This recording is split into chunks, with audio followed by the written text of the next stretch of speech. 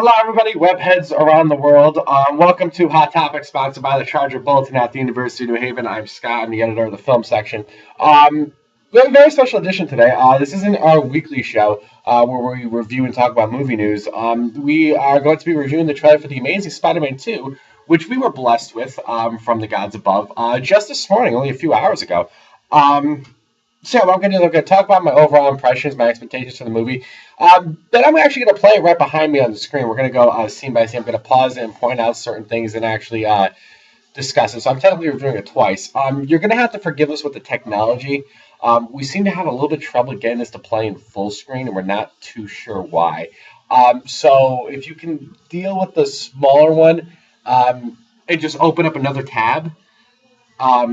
If you want and watch it just so you can follow along with us, that would be kind of cool. If not, then you've probably seen the trailer already if you've been here, so you should be able just to make out where we're at. But we apologize for that inconvenience, but that's what we got. Okay, so Spider-Man holds a very special place in my heart. Besides the Power Rangers, he was probably like the first superhero that I really got into. Obviously, I knew what Batman was. I watched all those movies and saw that. But Spider-Man, when the first one came out, I was like in the second grade. So this is the first one that actually became the huge franchise for my generation. Because Spider-Man, in many ways, is almost the hero of my generation. I'm 19 right now, so just to give you that age thing. Spider-Man is kind of the hero of our my generation. And deservingly so. What's not to like about him? So, getting this movie right is very important to me. With this movie, there's been a lot of talk about possibly too many characters going into this, and you understand why. There's a lot of Electro stuff, some Rhino, possible Green Goblins, and just looking at the cast, and then I think that they eventually caught to what they were doing. They knew they took it too far once they took out Mary Jane, which I think was a good move. Yeah, I think it was still too soon for Mary Jane. I really don't think Shailene Woodley would have been good for Mary Jane, but regardless, we'll see her in the next movie. But that's a discussion for another time. So I was really looking forward to this trailer to see exactly how they're going to address this. And for the most part, here's the ironic part. Okay, well, I like the trailer. Yeah, I do like the trailer. It's awesome. It's really good for pumping you up to watch some web slinger, and I absolutely love it. The biggest thing with this is, up until this point, as far as marketing and with news goes, our biggest thing that we've been getting is Electro. Electro has been the villain who this is kind of based all around. This trailer makes him look like a half a side villain, and they really bring in the Green Goblin in this. Now, once again, I would rather it be Green Goblin and Electro, but here's my thing, though. It's like, so now, who's the villain that we're pointing to now? Now, I knew Rhino was never going to be the villain. Rhino, I was expecting to be just like the video games. You start off with him, and then you probably start the movie mid-battle with him, like, oh, here's what Spider-Man's been up to. That's what I've been expecting him to do. Maybe have one communication talk to Norman. Something I was not expecting him to have this huge dominant role. It's kind of be like the segue. So here's what he's been doing in the meantime. Not much. It looks like that's kind of what they're doing. Maybe not introducing that same way I just described, but they're not using him that much, which I'm okay with. I actually prefer that reason why, because who cares? He's just the Rhino. He's just there. Big guy. It's whatever. The mecha suit is actually kind of cool. I didn't like the way it looked on the poster, but now that you see it actually standing up, it kind of looks like a Jaeger or something. I was on Pacific Rim, but whatever. I like it. It's okay. I'm sure he'll be just kind of like a henchman kind of guy, which, once again, I'm okay with. Especially since we know that they're making the Sinister Six. We know they're leading up to that, and you can kind of think, who would the six villains be in it? Well, right now we got 3. Rhino, Electro, and 4, actually. Rhino, Electro, Green Goblin, Lizard. And the other 2 could be Vulture and Doc Ock, which I think were the original Sinister Six. At least those 2 were. And they are hinted out in here. I'm going to get to that in a second. And you probably caught on to it. You probably know what I'm talking about. But for now, let's keep that a little down low. So yeah, they really kind of stress Green Goblin in this. Here's my thing with Green Goblin, though. It's like, remember we saw that picture? He looks a little bit younger. I don't like that. I don't want Harry doing it. I want Norman doing it because that's who the Green Goblin is. I feel like now some of you may be saying, thinking like, what's it called? When I talk about Iron Man 3, I'm like, I'm okay with you trading the whole Mandarin thing. Why? Because who gives a shit about the man? Like, he's not really. He's not in enough popular demand. He's not known enough to have a demand to be done a specific way. Green Goblin's a little bit different. He's very well known, very iconic in especially Marvel Comics, and I think that there is a demand to do him right. Um, but then the thought hit to me: what if, you know how we see Norman's like dead and dying, and then they even referenced in the last movie, they want to they're trying to find a cure for him. What if they give him that cure and that makes him younger, and that's how he becomes a Green Goblin like that? You know what I mean? Like, what if they actually are doing the Green Goblin the right way? Is just looking like Harry just to draw either attention to it, or whether they did that on purpose or by accident, that they're making people believe it's Harry. Excuse me. They, I think that could be what they're doing. Is they like just like in the comics, or just like even in Spider-Man 1, not Amazing Spider-Man 1, Spider-Man.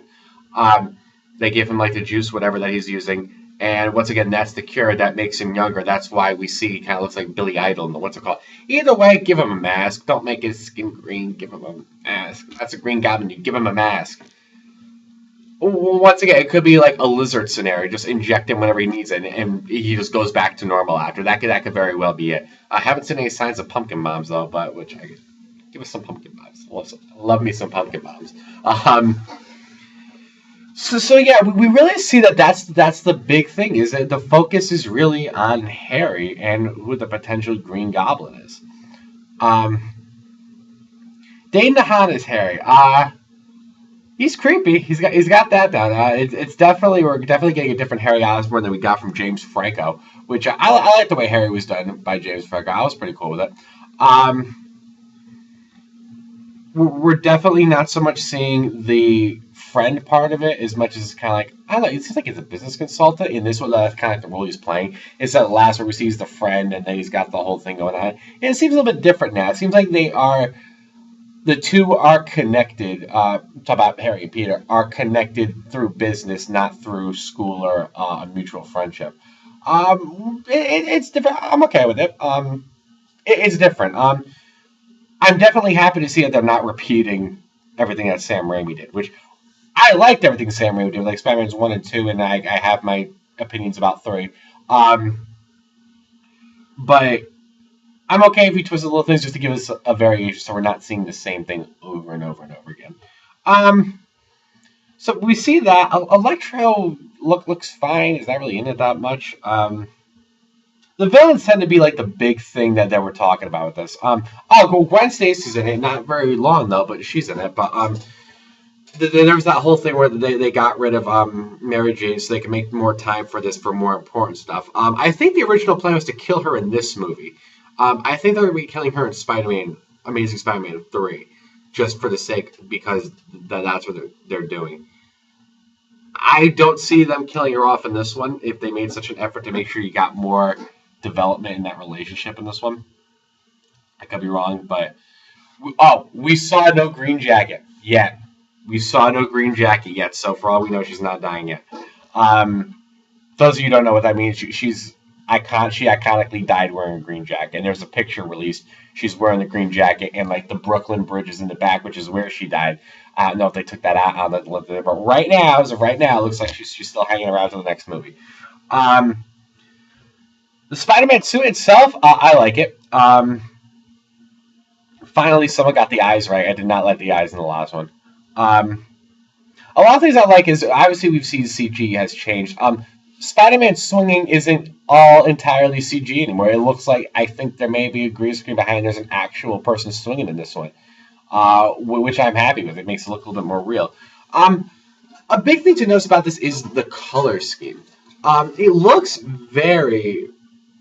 this is going to sound bad when I say this at first, but I'll explain it. It looks very Joe Schumacher, Batman and Robin-y.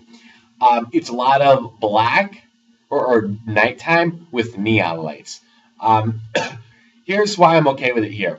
It's not Batman. It's Spider-Man. 2, it's New York City. If you go to New York City at nighttime, especially like in Manhattan, that is what it looks like. So I'm happy with that. At least like I think the last movie was a little bit too dark. Even the last one that they tried to give it a neon glow to it, which is cool. I like it. It looks nice. Seems like this one's got a lot more to do with that, especially Electro's laboratory. Looks very neon-y. So yeah. Still don't know what the I don't want to say you don't know what the plot is, but it's you don't know what brings the villains there yet. But you see what's getting the ball rolling is we see Peter gets more information about his dad, and Oscorp has something to do with it. So that's what happens. That it's pretty clear that's what's happening. We don't know how the villains came to be, whatever XYZ or whatever. So that's all I got for that right now. We're gonna turn this on once again. Excuse the small screen. Then I'm gonna stop it at certain points, and then we'll talk from there. So.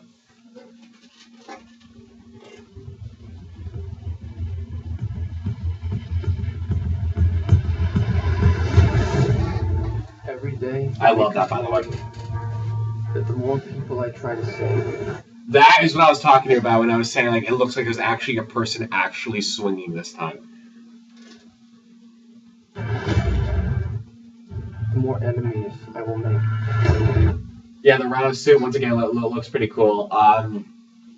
It's cool, but I wouldn't have used him. I don't see a reason to, other than just to throw a brand name character so you can market it with another character. That's probably the only reason why he's really in there. Unless, once again, well, Paul Giamatti did say that they are, between him and Norman Osborn, they are developing him for later movies. And we do know Sony has plans to make a Spider-Man universe with spin-off movies, etc. This could be just his intro. It could be just like a marketing thing. It's probably both. But it's whatever. And it's just a matter of time before I face those with more power. Like hope. Once again, love the eyes in that. It definitely looks like the Ultimate Spider-Man comics, which I'm cool with, because I always liked the way that was drawn. At least the suit, whatever. But once again, that's more traditional Spider-Man. Even if you're not doing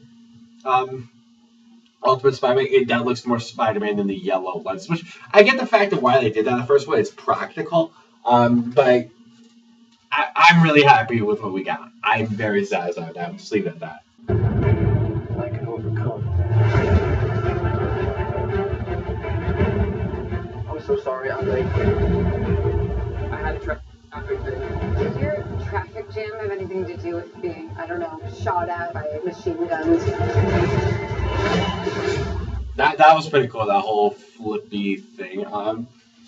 Here's what this movie has been doing pretty good is that they've really upped the visuals and used the whole Spider-Man moving, very Spider-Man-y. Something I'm expecting this to do better than the last one is the fight sequences. Let's be honest. Sam Raimi's Spider-Man had a lot better fighting scenes and much better use of web slinging. The Amazing Spider-Man, the first one, did not use web slinging that much. They did. All he did was that. That's it. I think Sam Raimi's Spider-Man was much more clever and creative with their use of the actual swinging motion and how he used his web for different things. I'm really expecting them to really up that in this because that is something that needs to be fixed. Yeah. I was implying that. Agent Parker. There he is. Yeah, Harry's looking like Emo Peter from Spider-Man 3. You're gonna want to see this.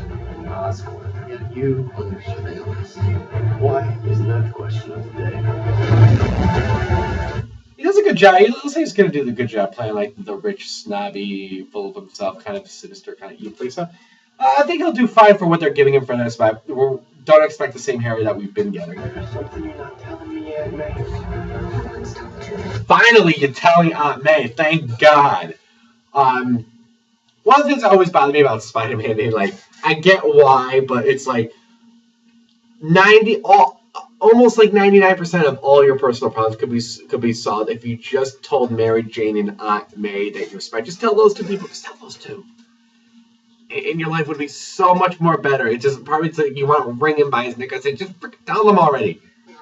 I only you're telling. I thought he was going to say at the end of Amazing Spider-Man when you see him walk in with the eggs finally. I thought he was going to be wearing the suit, but whatever. Once again, real person. I love it. This is what I was talking about when I was talking about the whole Joel Schumacher thing. I'm sorry it's hard for you guys to see, but we see Dark and Alive, and yeah, once again, that's what Times Square looks like. So I'm really happy that they're doing that. Secrets have a cost. This is cool. My name is Richard Parker. I have discovered what Oscorp was going to use my research. I like how two things right here. One, I like how they're using Richard Parker as more of a role instead of in the Sam Raimi version when they just had him there. His parents are actually roles in this, which is something we really don't see too much out of Spider-Man. So I'm really happy that they're doing that. They can do some really cool stuff with that. This right here, Vulture wings and Doc Ock, what's it called? The Doc Ock arms. That is why I said those are going to be the last two in the Sinister Six. Because now the originals, but there they are right there. Okay, now, the big question is, why? Maybe we'll get an explanation, maybe not. Here's the thing that this tells me, though. Doc Ock will not be the big character like he was back in Spider-Man 2. Because he got his own origin story, his own backstory, and everything. This one's not doing that. If they're just going to throw someone in that, or Dr. Octavius is going to be like, that's Doc Ock, he's not going to be anywhere near what he was in Spider-Man 2. I can tell you that right now just by looking at that. Vulture, I don't even care if they did that much with Vulture. That's what he's for. He's not really a big, interesting kind of person. Wouldn't it be interesting if Harry was the Green Goblin and then Norman, being the old guy, was the Vulture? That's kind of how they paid the homage to that. But it's, once again, I have no idea what to do. That's just a thought. But yeah, right there. Or I'm responsible. Well, we do know the Oscorp Doc Ock is working for Oscorp when he helps develop it. Okay, I'm getting ahead of myself with that. Ability to protect the world from what I know they're capable of. What is all this? The future. We literally Can change the world. What about Peter? Not everyone has a hat. Yeah, you can see he really doesn't care for Peter too much. That's what I'm saying. It's going to be a lot different than before. Begin.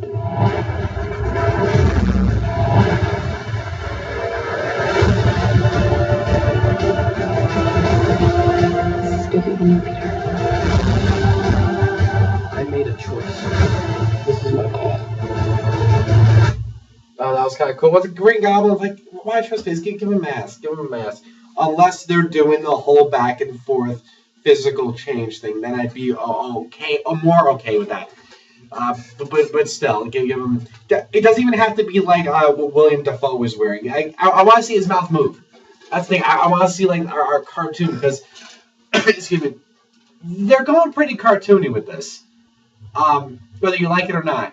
And just that would have been nice just to see. That's more a personal problem. It would have been nice to just see a little more cartooniness.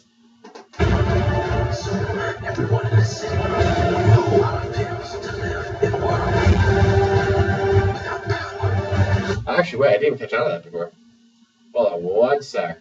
A lot of pills to live in a world. Who is that? Who is that? Okay. 157. Is that? I want to say that's Dane DeHaan, so I'm going to say that's Harry. Could that be our Green Goblin transformation right there? It's definitely not Electro transformation because Electro's Jamie Foxx. Jamie Foxx is black and he's not black. Doesn't look like Andrew Garfield. I'm trying to pause at just the right second. Yeah, I think that's Dane DeHaan, so that could be our Green Goblin transformation then. I just noticed that. Maybe he is.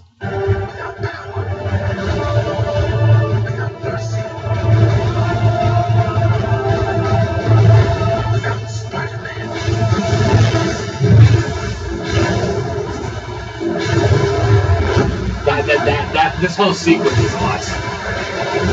That whole sequence is awesome. Yeah, his greatest battle begins. That just tells us they're going towards the Sinister Six stuff. And I know they want to bring in Venom sometimes, so unless I don't know what they're doing with that. I know they want to bring him in, but I don't know what they're doing with it. Because once again, if we have 6 villains right there, what are you going to do with him? I don't want him part of the Sinister Six. Venom should work by himself. Don't make him a part of the Sinister Six. That's just me. So that's what we got for Amazing Spider-Man trailer review. Once again, overall opinions, really like it. It's intriguing. There's nothing that really makes me jump up and scream and say, hey, whoa, hold on, besides the whole Green Goblin thing, which I find a little bit more interesting than anything, because we still have our answer with that. Between that and who, and I'm starting to see this maybe be a little bit too packed with villains. Not too sure who the villains are. Once villains are, we see that, but there's that. You know what I'm trying to say. That's all I got. I like it. I'm looking forward to it. For this, honestly, I've been saying all along, there's no reason why this should not be one of the greatest comic book movies of all time. And I believe that. They literally have everything set up really well, and everything is just being handed to them to just make an absolute masterpiece. And I'm expecting that. Because that's what it could be. That's what it looks like. And let's be honest, if you want to compete with the Avengers, that's what you got to do. You can't be making mediocre movies. I'm not saying Amazing Spider-Man 1 wasn't. Amazing Spider-Man 1 was good. And I really didn't like it. I did like it. And I do think it was able to hold up its own fists to the Avengers movies, at least one of them. But that's what you got to do. You really need to blow people's minds with this. I think they can. He's Spider-Man. He's incredible. He's amazing. That's all I got. So, don't know when our next show is going to be. It's going to be obviously sometime next week. Finals are starting, so we'll see how that goes. So, that's all I got. So, everybody, take care. Peace. That's your review for Amazing Spider-Man.